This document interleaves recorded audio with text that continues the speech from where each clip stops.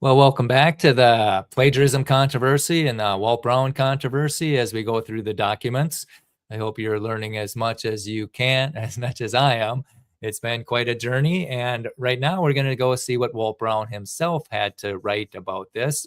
This is going to be, let's see, make sure you can see what I see. And again, we're just going to go through this so you can know how to get these documents yourself. Go into hydroplate.org. And then you're going to see hydroplate resources, go down to hydroplate controversy. And then up at the top, you're going to see the hydroplate timeline that I encourage you to do. And then from the timeline, you can take a walk down memory lane, go through the arbitration and the mediation, and then how Pastor Lee gets involved. And then also there's this Jeremy Schuler. Let's see, we might be getting, oh, this is it right here. This is where we're going to be. This is, and then you can just click what you want, and there it is, Brown's 8th edition and notes. Okay, this is from his 8th edition. This is from his book. I prefer to read it out of the book, so here we go. Okay, so this is 2000. When was this? I'm sorry. This was 8th edition, December 1st, 2008. All right, here we go. Down here we go. Okay, this is what Walt Brown says on his endnote 34. Okay, make this readable, a little bit more shrinky. There, this might work. Okay, there we go. Okay, this is from his In the Beginning, copyright 2008, I believe. And this is going to be, I first proposed the hydroplate theory in 1972. So think about that, 53 years ago. 53 years ago, this theory's been kicked to the curb.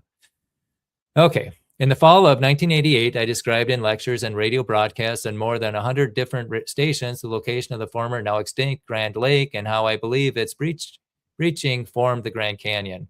After a year of study and field work in Arizona, Utah, and Colorado, I located the lake's boundaries using geological and topographical features. This explanation for the Grand Canyon was published for the first time in July of 1989. And another extinct lake, Hopi Lake, has been described earlier. And Dr. Steve Austin of the Institute for Creation Research, as he eventually admitted in writing, purchased the 5th edition of In the Beginning in August of 1989, a few weeks after it was published. Austin personal correspondence. In early 1990, Austin published, as if it were his, some key ideas of mine concerning Grand Lake and the formation of the Grand Canyon. I learned this on May 7th, 1990, but said nothing to anyone about it for 3 years. On November 4th, 1990, 2 people told me that Austin on the previous day had publicly said I had taken those ideas from him. Again, I kept silent. But by mid-June 1993, so 3 years later, 2.5 years later, I realized that Austin's false allegations against me were spreading and starting to hurt others. Austin was also the unnamed geologist mentioned in EndNote 146. For example, in September of 1992, Dr. Robert V. Gentry filmed me at the Grand Canyon presenting the Grand Lake explanation as part of a professional and very expensive video production. Then on June 10th, 1993, Gentry told me that Dr. Russell Humphreys, who had worked closely with Austin and is now at ICR, was reporting that I had plagiarized ideas from Austin's. Humphreys later wrote that he did not use the word plagiarize, but Gentry insists that's what was the intended meaning. Gentry told Humphreys that he did not believe that was true, but Gentry was naturally concerned about the consequences of those allegations for his production, so he appealed for me to help. I then realized that the issue had to be addressed. By the way of background, geologists have known since at least 1861 that canyons can be carved by the breaching of a lake. Hart's Brents in 1923 have the discoveries of Harlan Brents in 1923 have shown generations of undergrad geology students how a breaching lake can produce canyons in weeks. In early 1980, Austin and many others saw that a small lake at Mount St. Helens had breached and that the escaping water had quickly carved a small canyon.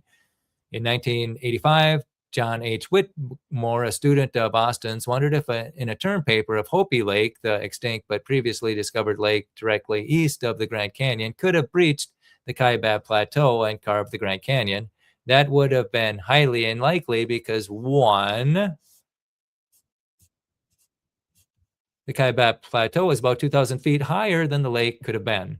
Two, the water would have had to penetrate through 30 miles of hard rock that was denser than concrete. And three, an spillage down such a gradual slope to the west would erode little. In 1986, Dr. Edmund W. Holroyd told Austin that if a dam were built across the Colorado River near Grand Canyon Village, a very large lake would form. Its area would have included and been larger than the combination of both Hopi Lake and what I later identified as Grand Lake.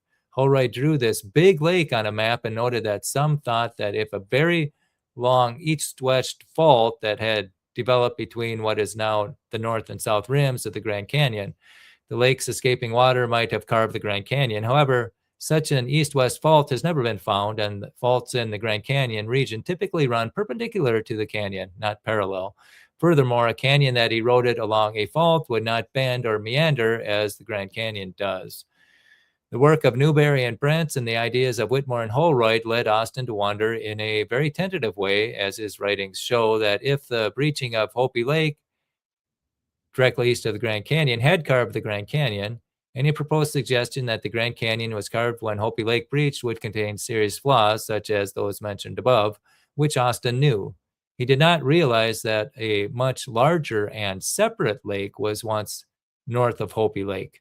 Austin was never able to provide any spoken or written record showing that he knew before 1989 anything about Grand Lake, yet in 1990, he published a map remarkably similar to the one I had published in 1989, showing, as he labeled it, Grand Lake.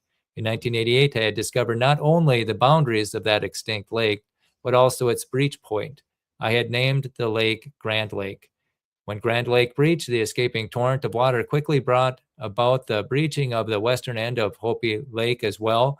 Both breach points are easily seen at the extreme north and south ends of Marble Canyon. I call the north breach point where Grand Lake spilled the funnel. It is shown on page 196 to 98. 198, the southern breach point where Hopi Lake spilled is marked by a unique terrain where the Little Colorado River enters the Colorado River. After both lakes were breached, the escaping waters and ensuing events formed the Grand Canyon in weeks and upwarped the Kaibab Plateau. This chapter presents 24 other evidences which I gathered over the years' time, 1988 and 1989, that supported the Grand Lake explanation. The chapter, The Hydroplate Theory, an overview on page 107 to 144, and the chapters on liquefaction and limestone fit together other necessary pieces of the puzzle. What produced all the sediment? What layered the strata and sorted the fossils? What cemented the rocks so uniformly? Why does the Grand Canyon expose so much limestone? And what were the forces, energies, and mechanisms that lifted the Rocky Mountains and raised the Colorado Plateau so high? Today's Grand Canyon would not exist if the Colorado Plateau had not first risen more than a mile above sea level. If the Grand Canyon is a consequence of a global flood, where did all the water come from, and where did it go afterwards? Any attempt to explain the Grand Canyon without answering these broad questions is shallow at best. And of course, any explanation that is not accompanied by definite predictions is hollow. After pondering Bob Gentry's appeal for me to respond to Humphrey's allegations, I realized I had to go to the source and address Austin's spreading accusations. If I had simply been seeking priority over a lake's name, as some have implied, I would have done so years earlier. So on June 18th, 1993, I wrote Austin explaining the seriousness of the matter and asked if these stories I had heard were true. The same day, I also wrote ICR's then director, Dr. Henry M. Morris, now deceased, to inform him of this issue. In all, Morris, Austin, and I exchanged 6 letters during the summer of 1993. Austin always denied that he had accused me of plagiarism, although I explained how he could contact the witnesses who heard him and were shocked by what he had said. He never contacted those witnesses. He also denied taking any ideas of mine, even though some of the new details he had published were so specific that they obviously had come from my work. Map makers usually place on their maps tiny, unique details, even intentional errors, so that anyone who copies the map will be clearly shown to be guilty of copyright infringement. Austin tried in several deceptive ways to show that he had come up with the Grand Lake explanation first. All were easily shown to be false, as a reader of our correspondence clearly shows. All relevant correspondence is posted at calvarypo.org and also hydroplate.org. Also available is a booklet published by Pastor Kevin Lee and Diego Rodriguez, which analyzes and dissects all the correspondence and other documents and events pertaining to this dispute. And take a break. It was called Canyonlands Lake, a monument to plagiarism, I believe that's what it was called. Okay, going on here now. By August 19th, 1993, it was clear that we would not be able to resolve the issue ourselves, so I proposed in a letter to Morris and Austin that we put this messy matter into the hands of an independent Christian arbitrator to thoroughly study and resolve. Morris and Austin flatly refused. Denials and bobbing and weaving continued. Finally, after we had exchanged 13 more letters, I told Morris and Austin if they did not allow this matter to be arbitrated, so it would not create further dissension and confusion, and so that behind the scenes accusations against me and my associates would cease, I would make the issue public. They reluctantly agreed, but in various ways, Morris and Austin thwarted all efforts to seek arbitration.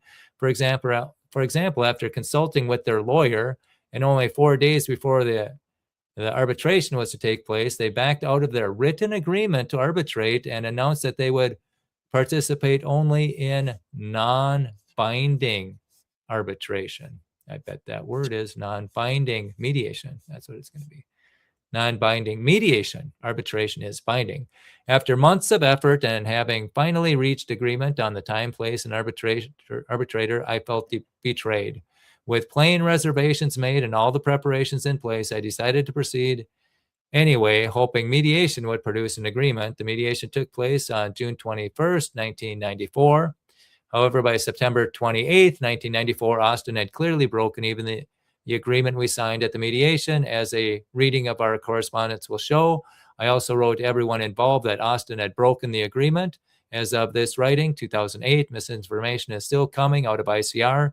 Therefore, to answer questions from those now hearing this misinformation, the entire matter will be placed on the table for anyone to examine.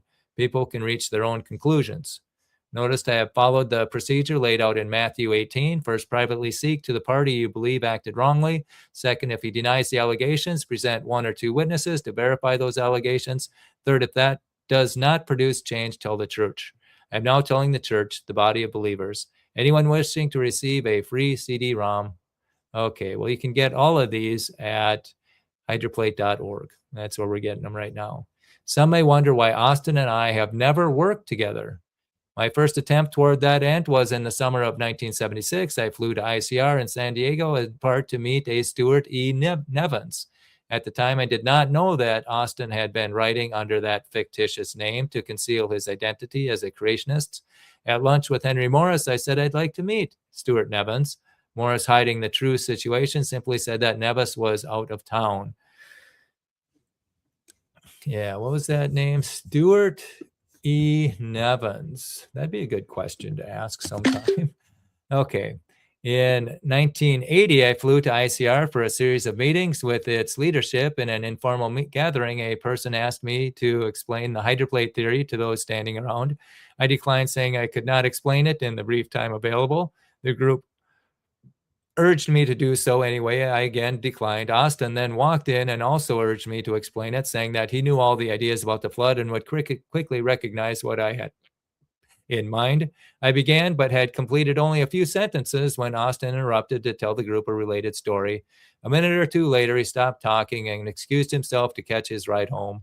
Our gathering dispersed.